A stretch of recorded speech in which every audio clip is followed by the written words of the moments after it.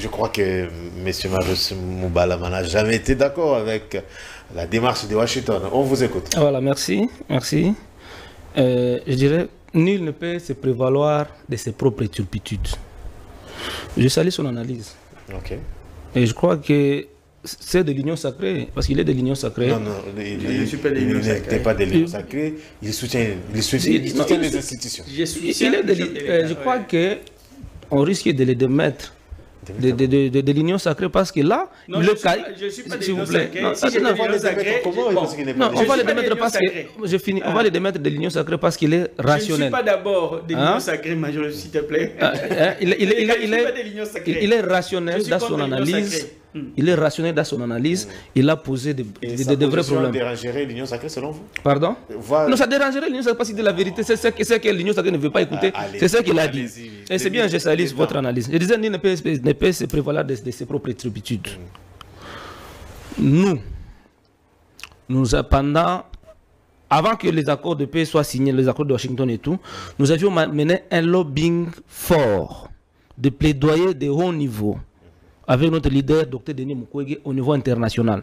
Parce qu'il faut bien savoir, un médecin, quand il pose mauvais les diagnostics sur votre maladie, tout ce qu'il va vous prescrire comme remède, ça sera soit pour vous tuer, ou bien pour approfondir, renforcer votre maladie. Et c'est ce que les États-Unis ont fait avec l'Union sacrée. Ils ont très mal diagnostiqué les problèmes, et voilà aujourd'hui là où nous en sommes. Je disais que le docteur Denis Mukwege a mené des lobbying au niveau international pour qu'il y ait une résolution, pour qu'une résolution soit prise pour la RDC.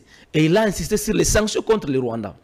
Et nous avions vu au Conseil de sécurité des Nations Unies, la résolution 2773 a été votée à l'unanimité.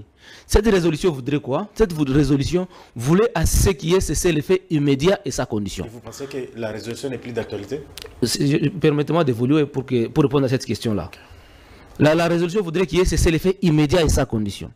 Voudrait à ce que le RDF et le M23, l'RDF qui est l'armée rwandaise, le RDF et le M23 se retirent sur le sol congolais immédiatement aussi et sa condition. Mais également, ça exigeait le démantèlement de toutes les administrations parallèles mises en œuvre par Nanga.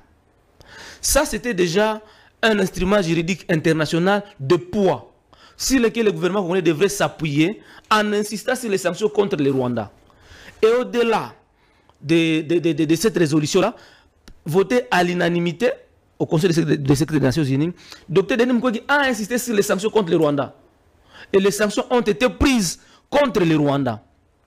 Tous les pays qui soutenaient le Rwanda, tous les pays qui finançaient l'armée rwandaise, les leaders politiques rwandais ont été sanctionnés par la France, la Belgique, la Grande-Bretagne, voire même les États-Unis.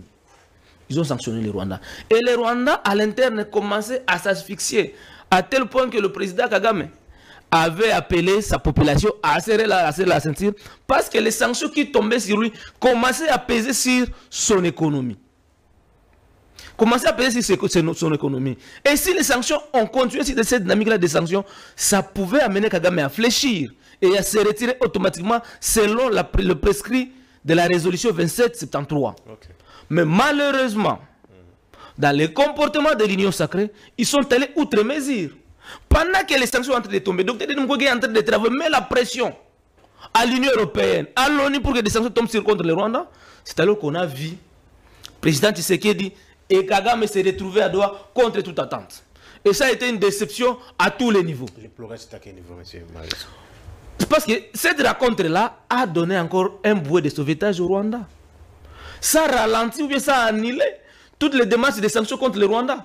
Et voilà, récemment, ici, en Belgique, le chef de l'État lui-même disait qu'au lieu de demander les sanctions, il a tendu la main à Kagame pour faire la paix des braves. Kagame n'est pas un homme de paix. Kagame ne fera jamais la paix avec la RDC, avec le Congo. Kagame ne voudra jamais qu'il y ait la paix chez nous. Yes. Parce que l'insécurité, la guerre alimente l'économie au Rwanda. Et voilà comment cet élan-là a été abrogé des sanctions.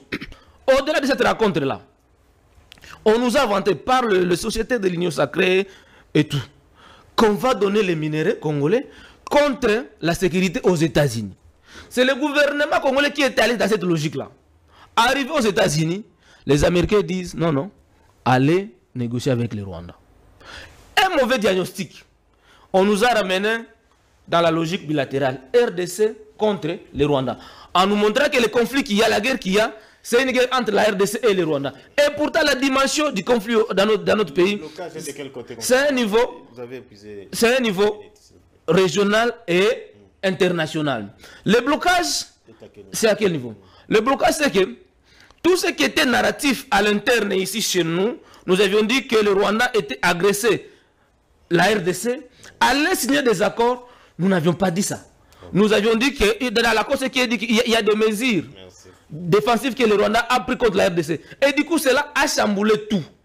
Au lieu à ce que nous puissions continuer sur cette démarche-là de la résolution 2773, nous sommes allés sur notre voie où nous acceptons que le Rwanda puisse entrer sur notre territoire, traquer avec le gouvernement congolais, les FDLR, qui n'ont pas été reconnus être sur notre territoire dans les discours du chef de l'État. Et donc,